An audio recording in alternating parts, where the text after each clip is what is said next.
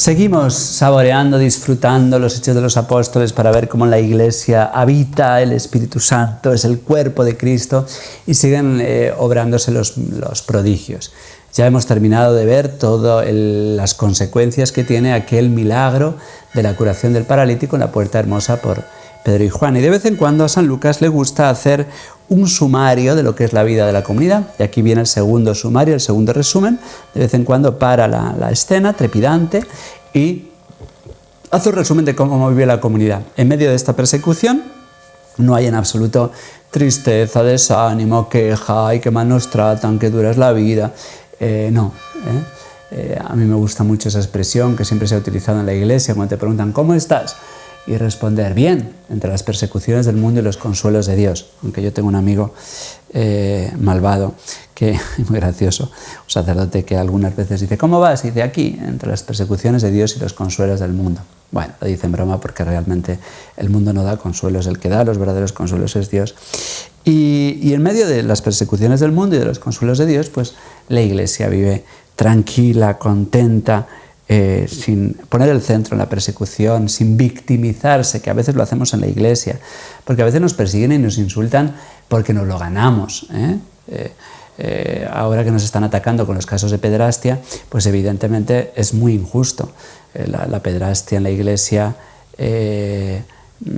estudios nada sospechosos de ser hechos en la iglesia, dicen que de todos los abusos, al menos en España, un 0,2% vienen del clero. Es muchísimo, aunque solo fuera uno, pero ahora se ha hecho una comisión en el Congreso para investigar los abusos de la Iglesia. Y uno dice, no interesan el 99,8% de los abusos realizados por otros gremios, por familiares, no interesan. Pero nos hemos ganado a pulso por esta mala fama, porque aunque la inmensa mayoría de los sacerdotes somos fieles, hacemos que los niños se encuentren en lugares seguros y sanos, pero claro, cuando no se lucha de verdad contra la sodomía dentro de la iglesia, cuando se permite tanta relajación en los seminarios, cuando no se vive una auténtica estética, pues la gente, algunos dentro del clero, una minoría, pero el problema nos quieren hacer creer que es el celibato, pero no, el problema es de no luchar una vida estética que va haciendo que personas dentro de la iglesia vivan una vida cada vez más degenerada hasta el punto de que se hacen enfermos, porque para que un niño te atraiga, pues hace falta estar enfermo para que un niño te atraiga sexualmente. Bien, ya digo, no victimizarnos. Pues vamos a ver este sumario de los Hechos de los Apóstoles. El primero, si se acuerdan, lo veíamos el miércoles pasado, pone el acento en la caridad. Hoy se pone el acento en la caridad. El otro día se decía que los discípulos serán asiduos en la enseñanza de los apóstoles, en la vida común, en la fracción del pan y en las oraciones. Decíamos que eran las 4 partes del catecismo, el credo, los mandamientos, los sacramentos y la oración. Hoy se dice que en el grupo de los creyentes, así se llama muchas veces a los cristianos, los creyentes, es decir, los que viven de la fe, es decir, los que viven una vida sobrenatural, pues pensaban y sentían lo mismo. Es esta unión afectiva, cordial e intelectual también, la misma fe, no como está ocurriendo hoy en la Iglesia, que se habla de sinodalidad, pero no se trabaja verdaderamente por una unidad doctrinal. Ahora se está imponiendo una unidad litúrgica que en parte puede estar bien, pero que es injusta con la historia, y en cambio no se persigue la unidad doctrinal y se permiten aberraciones como una conferencia episcopal alemana, en general herética, con obispos muy buenos, algunos de los cuales muy perseguidos dentro de la Iglesia, ¿no? Entonces se habla mucho de comunión y de sinodalidad, pero muchas veces están ocurriendo muchas injusticias dentro de la Iglesia promovidas por la jerarquía. No ocurría así, había una unión afectiva, cordial, intelectual, en lo esencial. Bien, pues aquí se ve esto que el Señor había predicho.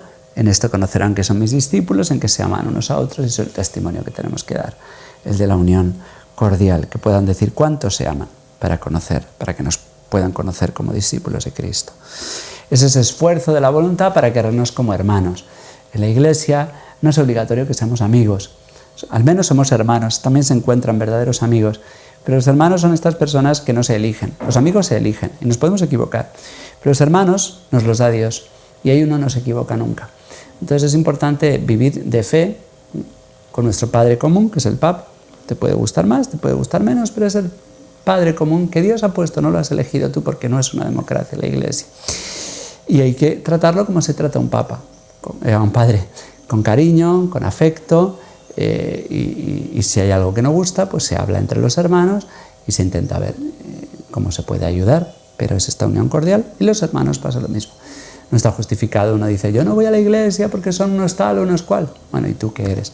Todos nos golpeamos el pecho porque hemos pecado mucho de pensamiento, palabra, obra y omisión.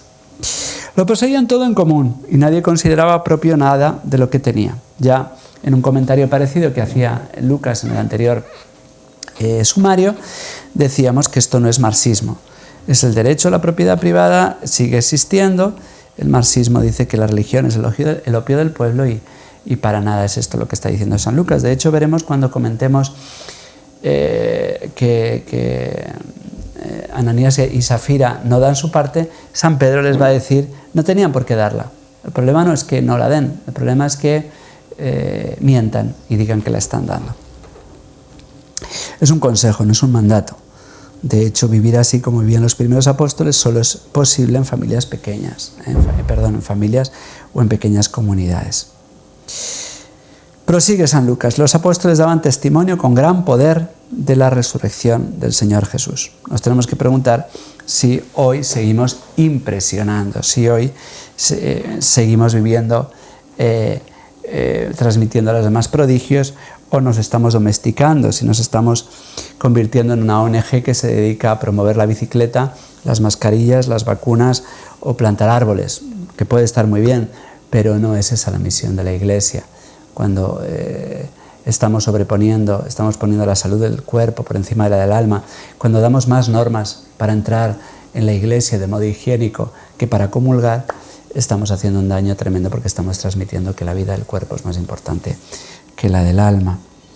La vida que tenemos que transmitir, estos prodigios que han de ver, es que tenemos hijos con generosidad, con alegría, con valentía, es que vivimos en castidad, es que no vivimos como los demás, porque acostarse con la vecina lo hace cualquiera, pero respetarla hasta el día del matrimonio, eso solo lo hace el que ama de verdad. Es decir, hemos de vivir una vida en la que se note que no tenga explicación, sino es porque tenemos fe y porque somos sostenidos por la fuerza de la oración y de la gracia de Dios. Gozaban todos de gran estima, no se sabe muy bien si esto se refiere al pueblo o a Dios, habla de charis, de gracia, de atractivo. Bien, no es el criterio que el pueblo nos quiera, porque bueno, yo ya no sé si allá hay una mayoría silenciosa cristiana, pero al menos hay una gran multitud a la que no se le oye. Cuando uno va a las redes le da la sensación de que ya todo el mundo es pagano, pero hay muchísimas personas de bien que no están ladrando y que no se las oye. Prosigue San Lucas, no había entre ellos ningún necesitado porque todos los que poseían campos o casas los vendían. Ya vemos que no todos, ya vamos a ver el contrapunto del capítulo 5. No es perfecto todo en la primera comunidad, vamos a ver en el capítulo 6 que están discutiendo por las viudas, vamos a ver la bronca de Pablo a Pedro en Gálatas 6 por disimular y judaizar. Bien, traían el importe de la venta y lo ponían a los pies de los apóstoles y se repartía cada uno según su necesidad. Ya digo que no es obligatorio, vamos a ver en el capítulo 12 que María, la madre de Marcos, tiene una casa, no era obligatorio darlo todo, como no se puede imponer el diezmo como hacen los sectarios, bueno, pues hay que invitar a la generosidad, al compartir con los de fuera y especialmente con los de dentro, pero y aquí viene lo que comentaba yo, ¿no? Ananías y Safira fueron castigados por quedarse con algo. Pero primero viene la presentación de Bernabé, que va a ser el que introduzca más adelante a Saulo en la comunidad, el primo de San Pablo. José, aquel a quien apellidaron Bernabé, que significa consolado, levita de Chipre, tenía un campo y lo vendió, llevó el dinero y lo puso a disposición de los apóstoles. Y vemos este impresionante pasaje que la liturgia omite, no sale en la liturgia, el capítulo 5, porque es muy impresionante, ¿no?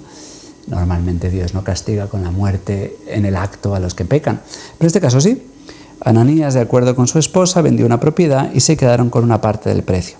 La otra parte la trajo y la puso a los pies de los apóstoles. Pedro, inspirado por el Espíritu Santo, descubre la mentira. ¿Cómo es que Satanás llenó tu corazón para mentir al Espíritu Santo y quedarte con tu parte? Y aquí le dice, ojo, no es el comunismo impuesto que niega la propiedad privada, es que no era tuyo y no podías disponer del precio. San Pedro reconoce que un cristiano podía quedarse con sus propiedades, puesto que es un derecho. No has mentido a los hombres, sino que has mentido a Dios. Ananías cayó y expiró. Tremendo. Un gran temor se apoderó de cuantos lo oyeron, pero su esposa no estaba por ahí. Amortajaron a Ananías, lo llevaron a enterrar y acto seguido aparece la mujer que ignora lo ocurrido. Y miente ella también. Dime, dice Pedro, ¿han vendido en tanto el campo? ¿Este es el precio? Ella respondió, sí. ¿Cómo se han puesto de acuerdo para poner a prueba el Espíritu del Señor? Ya ven, como siempre, la mentira, los pecados no van contra los hombres tanto cuanto contra Dios. Los que han enterrado a tu marido te llevarán a ti. Cayó a sus pies y expiró, y la enterraron junto a su marido. Un gran temor, no es para menos, se apoderó de toda la iglesia y de todos cuantos oyeron esto. Y aquí viene otro sumario, el tercero. Por mano de los apóstoles se realizaban muchas señales y prodigios en el pueblo. El Espíritu Santo sigue haciendo maravillas en ellos. Y solían estar todos con un mismo espíritu en el pórtico de Salomón. Nadie de los demás se atrevía a juntarse con ellos, aunque el pueblo hablaba de ellos con elogio. No hace falta ser valiente para entrar a la iglesia, hoy no está de moda.